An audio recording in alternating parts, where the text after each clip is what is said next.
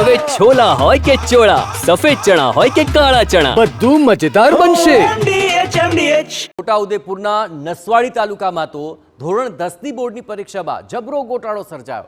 નસવાડીની આ એસબી સોલંકી વિદ્યા મંદિરમાં અભ્યાસ કરતી વિદ્યાર્થીની અંકિશા પરમારે નસવાડીના આદર્શ નિવાસી કુમાર શાળા કેન્દ્ર પરથી પરીક્ષા આપી હતી. વિદ્યાર્થીનીએ તમામ પેપરો હોંશે હોંશે લખ્યા અને પરિણામની તે રાહ જોઈ રહી હતી, પરંતુ પરિણામ જ્યારે આવ્યું એ જોઈને વિદ્યાર્થીની અને પરિવાર તો ચોંકી ઉઠ્યો, કારણ કે પરિણામમાં વિદ્યાર્થીનીને ગેરહાજર જ દર્શાવી દેવાય. આ જોઈને વિદ્યાર્થીની રડી પડી, પરિવાર પણ ચિંતિત છે.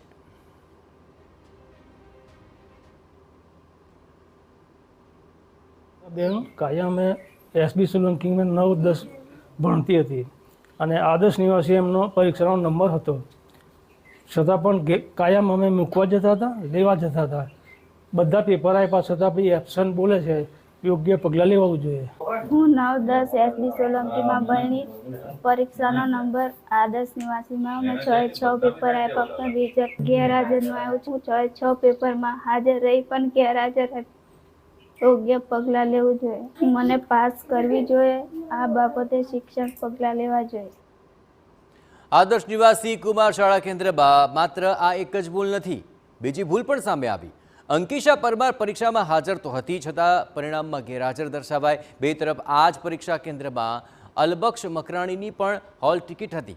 અલબક્ષે એક પણ પેપર આપ્યું નહીં, તમામ પેપરમાં ગેરહાજર હતો. પરંતુ નવાઈની વાત એ છે કે છતાં પરિણામમાં આ વિદ્યાર્થીને પાસ કરી દેવાયો. એક તરફ બધા પેપર આપનારી વિદ્યાર્થીની ગેરહાજર દર્શાવાય, બે તરફ ગેરહાજર રહેનારો વિદ્યાર્થી પરિણામ વખતે પાસ જાહેર થયો. જે પણ તંત્રની બેદરકારી કહેવાય આની અંદર, કે જે છોકરી એક્ઝામ આપવા બેઠી ને જે છોકરો એબસન્ટ જ છે તેની જગ્યા પર કંઈ પણ ભૂલ થયેલી છે, જે પણ જવાબદાર હોય તેને આ જે છોકરીને ન્યાય મળવો જોઈએ. મામલો જ્યારે જિલ્લા શિક્ષણ અધિકારીની કચેરી સુધી પહોંચ્યો અને તપાસ હાથ ધરાય તો સામે આવ્યું કે જે બેઠક પર બેસીને વિદ્યાર્થીનીએ પરીક્ષા આપી તે સીટ નંબર તેનો નહીં પણ ગેરહાજર રહેનારા વિદ્યાર્થીનો હતો. સીટ નંબર બદલાઈ ગયો અને તેને કારણે આખો ગોટાળો સર્જાઈ ગયો. આ અંગે ટીઈઓએ કહ્યું કે આમાં ખોટા નંબર પર બેસીને વિદ્યાર્થીનીએ ભૂલ કરી, સાથે ખંડ નિરીક્ષક પણ બેજવાબદાર નીકળ્યો. ભૂલ કરનારા આ કર્મચારીને પણ કારણદર્શક નોટિસ ફટકારી છે અને વિદ્યાર્થીનીના પરિણામને સુધારવા માટે પ્રક્રિયા હાથ ધરાય છે.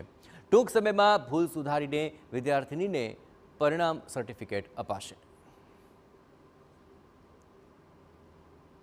પ્રમાણે આ દીકરી છે ગેરહાજર વિદ્યાર્થીના નંબર ઉપરથી બેસીને એને પરીક્ષા આપેલી હતી.